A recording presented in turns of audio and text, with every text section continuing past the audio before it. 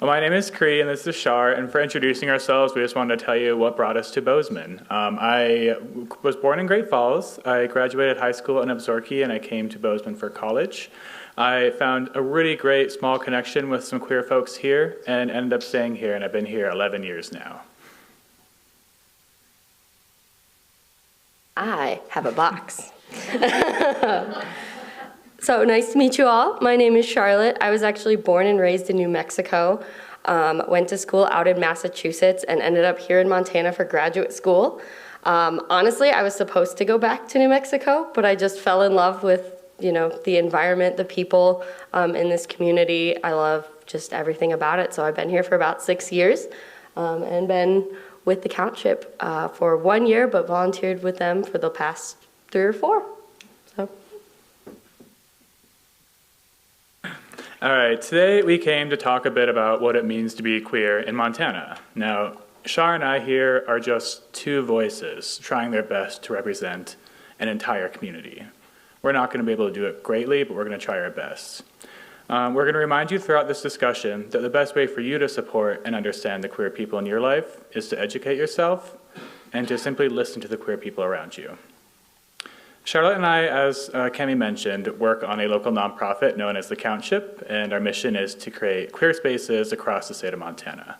We raise money with events and then use that money to support our community with things such as scholarships for queer community members looking to seek higher education.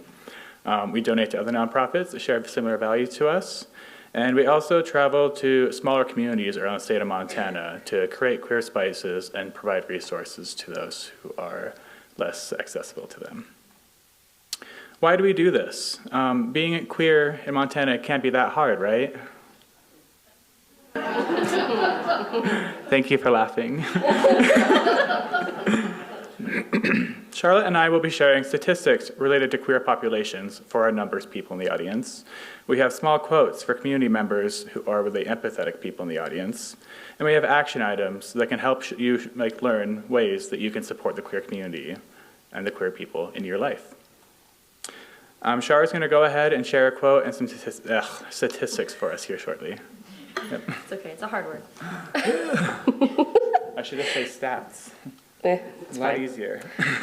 So from an anonymous member of our community, being queer in Montana feels like living 30 years behind other parts of the world.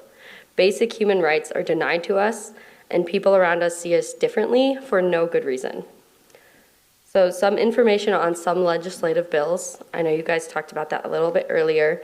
So the ACLU is tracking 530 anti-queer bills in the United States. These statistics do not include bills that are active, passed, or blocked in 12 states, including Montana. So there's more in Montana than added to that 530. So these bills target many issues, including barriers to getting accurate identifications, restricting student and educator rights, bans on school sports, censoring curriculums in schools, school facilities bans so that people can't use the facilities they need in their schools, forced outing in schools, not letting people come out when they feel comfortable, bans on drag, free speech and expression bans, and healthcare restrictions, and that's just part of them. Hate crimes that target the queer communities are also a very, very big deal and are growing, unfortunately. Even as violence in the nation overall is continuing to drop, reports of hate crime incidents targeting people for their sexual orientation or gender identity are rising. For the second year in a row, more than 1 in 5 of any type of hate crime is now motivated by anti-LGBTQ+ bias. Attacks based on gender identity are up 16% from last year. Attacks based on sexual orientation are up 23%. And those are just a couple of the statistics from the FBI's 2023 annual report on hate crime in the US. So every year they release a new one. I do encourage you guys to check that out. And then Kree's gonna tell us some more numbers.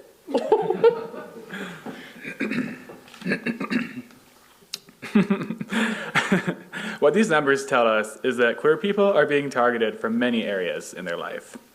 If you're not public about your queerness, well, if you are public about your queerness, you have a 1 in 4 chance of being attacked. If you are not public about your queerness, your local government has laws in motion or passed that restrict your rights. One of the ways that we have worked to support our local community around these issues is by offering personal protection and safety classes to our volunteers and performers and community members.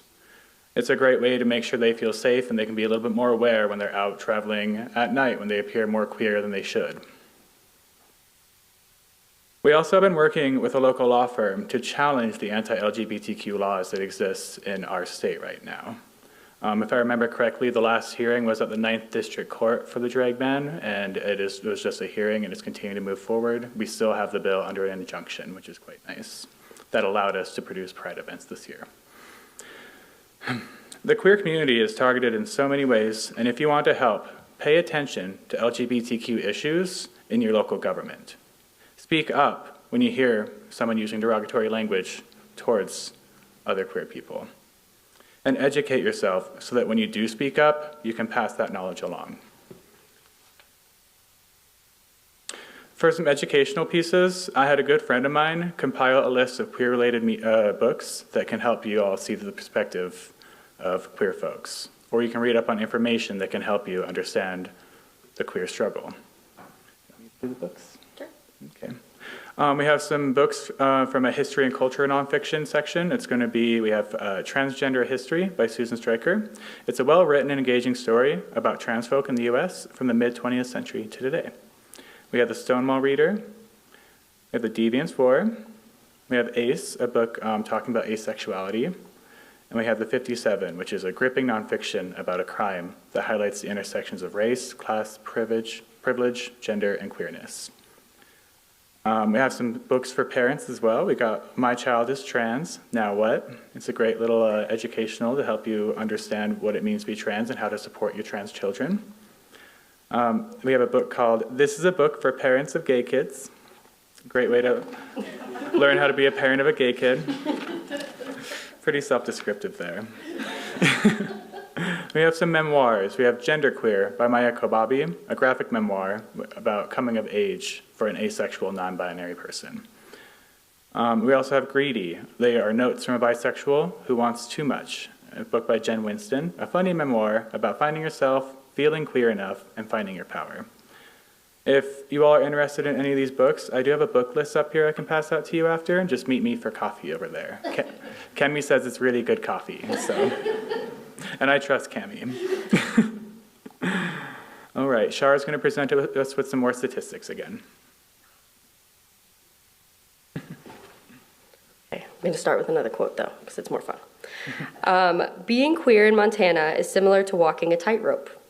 We are challenged to find the perfect balance between outwardly expressing our true selves and being normal enough to appease the rest of the world. The perfect balance between publicly displaying our pride and keeping our community safe. So a couple statistics for you guys on the mental health side of being queer. 41% of LGBTQ+ young people seriously considered attempting suicide in the past year. And young people who are transgender, non-binary, and people of color reported higher rates than their peers. 56% of LGBTQ+ young people who wanted mental health care in this past year were not able to get it. And only 38% of LGBTQ+ young people found their home to be LGBTQ affirming. And so that's from the Trevor Project 2023 survey on mental health. And some more statistics about finances, if people like money numbers. 61% of queer people reported living paycheck to paycheck. 39% of queer people say that the quality of their financial life is worse than they expected. And roughly half of LGBTQ+ adults say that they are financially unwell, compared to 1/4 of the general public. Both BIPOC and younger, so people who are 18 to 24, Adults are even more likely to say that they are financially unwell. So 3 in 10, about 30% of LGBTQ plus adults say that they have experienced discrimination while accessing financial services.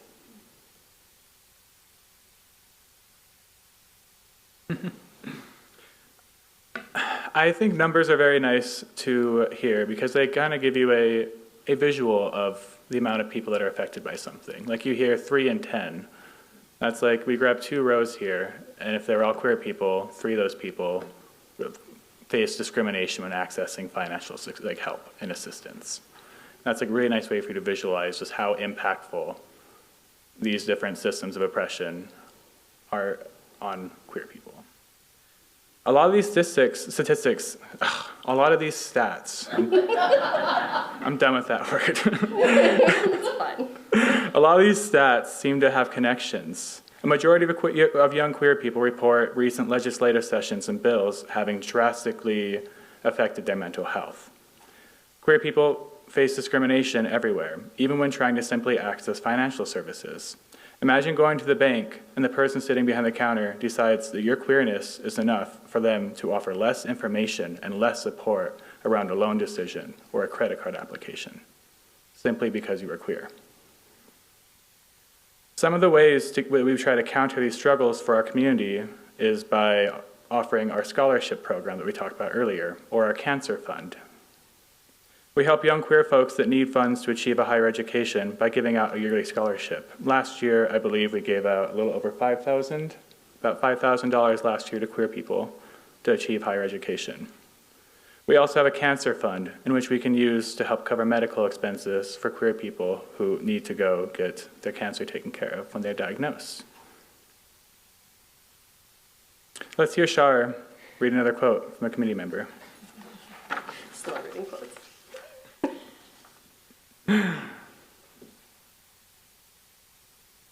Oh, this is a good one. Being queer in Montana is a blessing and a curse. Our lives are so challenging because of the lack of resources and a disparate population. It is also a blessing, though, because we're still small enough to be a family, to work together to try and change things. We all know each other, and there's something beautiful in that. And that's from our friend Donald. Donald is a very active member in our queer community. Yes. Yes. They are an individual that helps put on Montana Pride up in Helena every single year, and we work alongside them. And Cami asked me to give a little bit of detail about what it looks like to produce Pride across the state. Pride organization is one of the biggest operational tasks we handle as an organization and as a community. For a lot of us, making Pride happen in disparaged communities is very important because the majority of us grew up in rural areas of the state where queerness simply did not exist. I personally remember the town I grew up in did not have a single publicly queer person. You would hear the rumors fly around town if one of the recent graduates moved away and came out. People used slurs against queer people in their everyday language. One of the churches I went to with my mother had an entire sermon that took the time to condemn any sort of queerness. These tiny communities need queer spaces, so we try our best to provide. The Countship produces Pride events in several cities across Montana, which includes Red Lodge, Anaconda, Butte, Bozeman, Billings, Missoula, Libby, Livingston, Helena, and even more. This is a daunting task, and our board does all of this work on a volunteer basis. This summer, actually, we had 9 straight weeks where we were scheduled to organize and run a Pride event in a city that was not the city we lived in. There was a lot of traveling, a lot of hotel rooms. Not only is this a daunting task for a volunteer role, it is also an expensive task. It cost us over $50,000 this year to produce these Pride events across the state. That is just from our account. It doesn't count any of the other organizations involved across the state as well. What do these events look like? Like, what does a Pride even look like? We do resource fairs at these Prides to help get our community access to different resources in their areas. We do voter registration. We work with a lot of local groups like Forward Montana to provide voter registration and information to all attendees. We do a story hour, a great way to connect with a youth audience, similar to what we did here today. We do ally training. If you know Cami, you know Bridger Care does ally training as well. A great way to get educated. We do small-scale events with local businesses and organizations. And obviously, we do drag shows.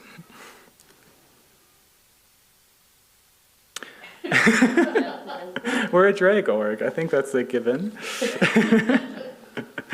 How do we get this money? Like, how do we fund this? A biggest part of our funding for Pride events is sponsorships. We work with local businesses and community members who want to make a difference and raise money, and they sponsor the events we do all across the state. We also do donations from community members. A lot of people just log into our website, donate a couple bucks, and help us cover the costs of producing these events across the state. We also generate revenue from our events. We do 2 or 3 events usually a month here in Bozeman at like the Eagles doing shows, doing story hours, and then some educational events or trainings. And from those, we generate revenue from the door sales, and some of the performers donate their tips as well to raise money for these events. The fourth channel that we use for raising money is going to be our raffle and auction items. A lot of times we get to have local queer artists donate pieces to us, and we'll raffle and auction those items off in behalf of the community. How do we plan this many prides? Yep, not sleeping is a great way to say it. We do a collaboration between all the organizations across the state of Montana. Honestly, so right now at this very time, Matthias, our figurehead, is currently in a meeting with all the organizers from across the state of Montana. And we call this our war meeting because we all sit down and very kindly argue for certain pride dates for certain cities. We'll get our news after this on what dates we got for Bozeman. What are some of the hurdles we faced with these plans? I mean, we faced threats of lawsuits. Last year, we had several people threaten to sue us. That's why we had to injunct the drag ban, is because it wasn't allowed for us to even produce an event with drag people in a public space when that bill was active. So that's one thing we face quite often when it comes to hurdles. We face hate crimes and discrimination. As Cami kind of detailed for us, Bozeman Pride 2023, we had a group of neo-Nazis physically attack our Pride event. We've had these similar groups write up entire memoirs detailing out the brutal endings of some of our performers and publish these documents online for people to read. We have businesses that are not willing to partner. We'll go to small cities or small towns or even just here in Bozeman and ask a business to support us or allow us to have an event outside of their space, and we'll be denied. We also have a lack of funds. This year, we intentionally ran our general fund at a deficit to ensure that we could produce the events across the state. It takes a lot of time and coordination with the local community, and we simply did not get enough funding last year to support them properly. Yet we strategized a plan to ensure that we could still travel to all these different cities and produce Pride events. What do we get out of spending all this time and all this money? Shara?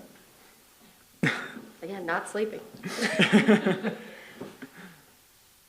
We don't sleep much. No. So as Kree was saying, why do we do this? What's the point of all of it? So for us, one queer child in a small community having a single moment of seeing queerness around them can be enough to save that child's life. And we get to save that life. Feels pretty good. One person who has existed in the closet for their whole life might see a local Pride event and attend and get one step closer to coming out and living their life authentically. And we get to give them that comfort to come out. And one queer student who may not know how to afford college or trade school, and one scholarship can change the course of their life for the better, and we give them an opportunity that they simply deserve. Maybe that one? Yeah. Okay. So we get to watch queer support networks continue to grow. all across the state. Here in Bozeman, where queer community was scarce for so long, we have gotten to watch it grow more and more.